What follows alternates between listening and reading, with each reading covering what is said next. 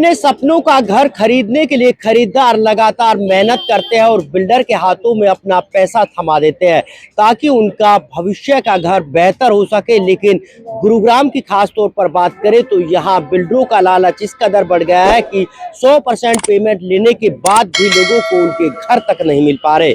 फिलहाल हम गुरुग्राम के गोल्फ कोर्स रोड पर मौजूद है और यहाँ नामी बिल्डर एमआरजी के खिलाफ लोग प्रोटेस्ट कर रहे हैं और छोटे बच्चों को लेकर भी यहाँ लोग पहुंचे हैं। इन लोगों का आरोप है कि 100% पेमेंट देने के बाद भी बिल्डर जो है इन लोगों को उनका सपनों का घर नहीं दे पा रहा है। आखिरकार क्या हुआ कि बच्चों के साथ इन लोगों को सड़कों पर उतरकर प्रदर्शन करने पर मजबूर होना पड़ा? मैडम, कौन सा बिल्डर है और क्यों आप जो है छोटे बच्चों के साथ प्रोटेस्ट कर रहे हैं? बिल्डर का नाम है एमआरजी बिल्डर और हमारा प्रोजेक्ट है 89 सेक्टर में गुड़गांव में। और ये हमारे सपनों का घर था, पर अब तो कुछ समझ ही नहीं आ रहा सपना कहाँ है, घर कब मिलेगा, कुछ नहीं पता। मेरे बेटे को बुखार था कल, आज सुबह भी बुखार था। मैं सिर्फ इसी आस में आई हूँ कि इस बच्चे को रहने के लिए छत मिल जाए। वो छत गायब है।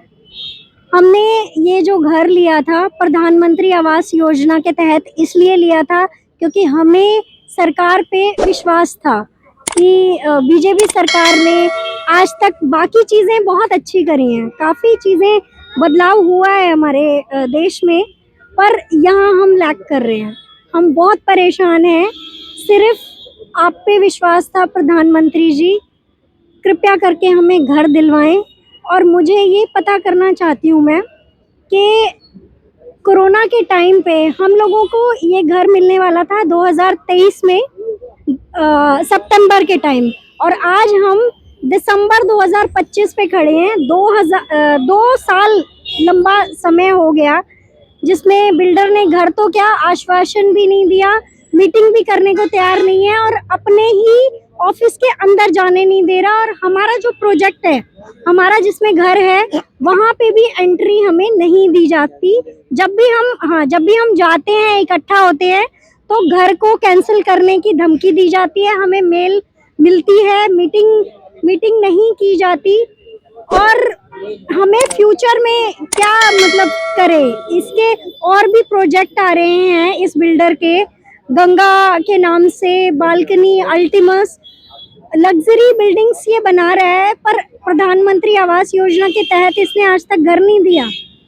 रेरा में हमें जाने को बोला जाता है, हम लोगों ने लेटर भेजे हैं पीएमओ ऑफिस के अंदर कि हमें घर दिलवाया जाए प्रधानमंत्री आवास योजना के तहत, परंतु वहां से भी हमें कॉल करके ये बोला जाता है कि रेरा ऑफिस में अपनी लेटर लगाएं या कंप्लेंट करें या किसी भी तरीके से कोई और भी कुछ बहाने मारे जाते हैं।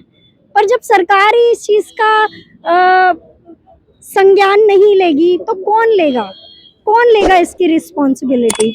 हमारे बच्चों को घर कैसे मिलेगा? बिल्कुल, बच्चों को घर कैसे मिलेगा और सरकार जब इसकी गारंटी नहीं ले रही है और सरकार कुछ नहीं कर रही। मैम, कितनी परेशानी आप लोगों को उठानी पड़ रही है और किस तरह से? सर, बहुत ज्यादा परेशानी उठानी पड़ रही है क्योंकि हमारे छोटे छोटे बच्चों को घर पे छोड़ के आना पड़ता है।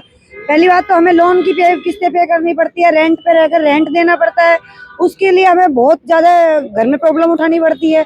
ये देखा जाए कि ये तो खुद गाड़ियों में घूमते हैं, हमें कैसे कैसे आके यहाँ पे आना पड़ता है, यहाँ पे खड़े होना पड़ता है। ऊपर से हमें अंदर तक जाने नहीं देते हैं, मिलने नहीं देते हैं, बातचीत नहीं करने देते हैं। फिर हमें कैसे पता चलेगा कि हमारा घर मिलेगा भी या नहीं मिलेगा?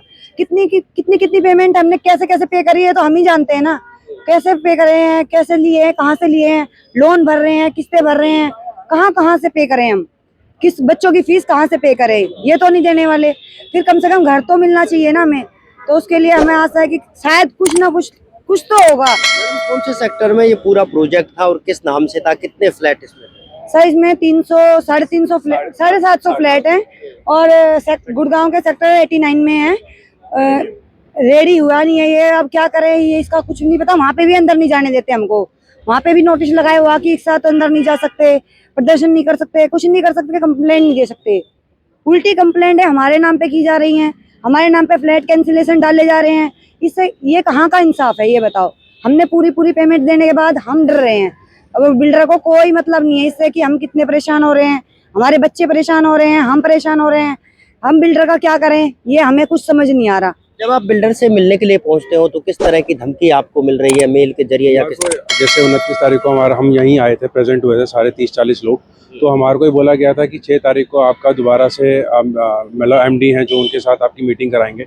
बट हमारे को कल एक ईमेल आ जाता है कि है ना ये 6 तारीख को मीटिंग नहीं होगी, और उसके अगेंस्ट अगर हम 6 तारीख को गैदरिंग करते हैं कोई भी, तो हमारे अगेंस्ट हमारे जो फ्लैट है उसको कैंसिल कर दिया जाएगा, उसका मतलब सब कुछ हटा दिया जाएगा हमारे अंडर से, जो भी अलॉटीज़ हैं उनके अंदर से। तो ये हमारे पास ईमेल्स आई हुई हैं सबके पास, और वो भी रात को आई हैं जब हम सब लोग प्लान कर रहे हैं आने का यहाँ पे।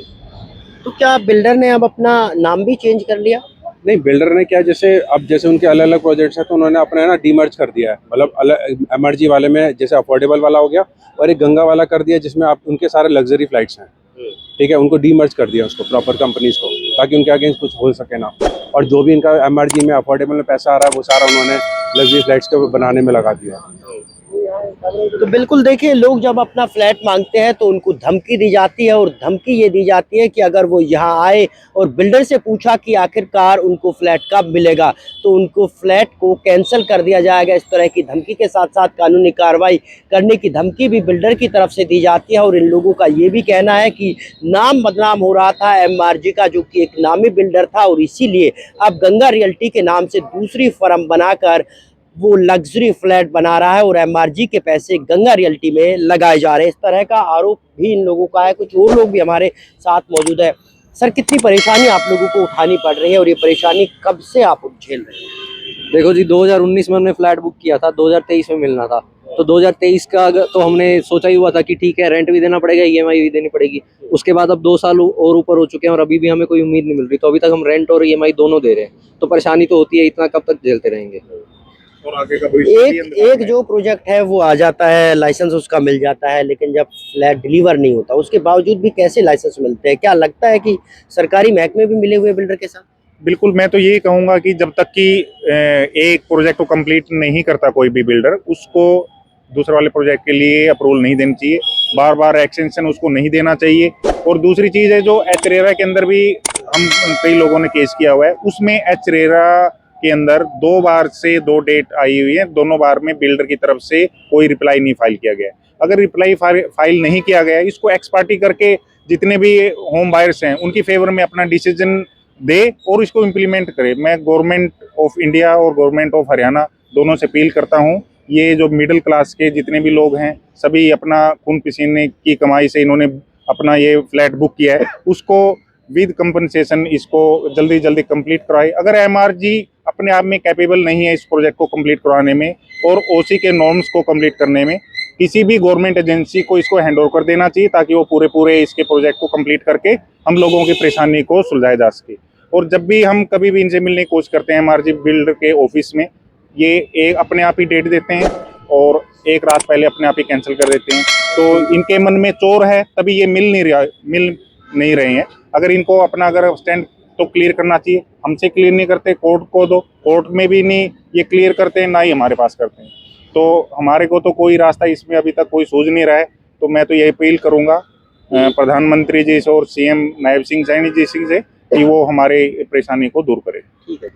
तो ये लोग लगातार परेशान होते रहते हैं और इनका मानना है कि अब इस पूरे मामले में सीएम और पीएम की दखल जरूरी है, क्योंकि लगातार बिल्डर मनमानी करता है और लोग इसी तरह से परेशान होते रहते हैं। आखिरकार यहाँ सबसे बड़ा सवाल ये भी उठता है कि क्यों इनको एक के बाद एक लाइसेंस मिल जाते हैं और कब तक लोग इसी तरह से परेशान होते रहेंगे? साथ ही क्या सरकारी महकमे कर रहे हैं और क्या सरकारें कदम उठा रही है ताकि लोगों को इस तरह से सड़कों पर न उतरना पड़े? गुरुग्राम से नीरज अम्बावता, स्टेट न्यूज़।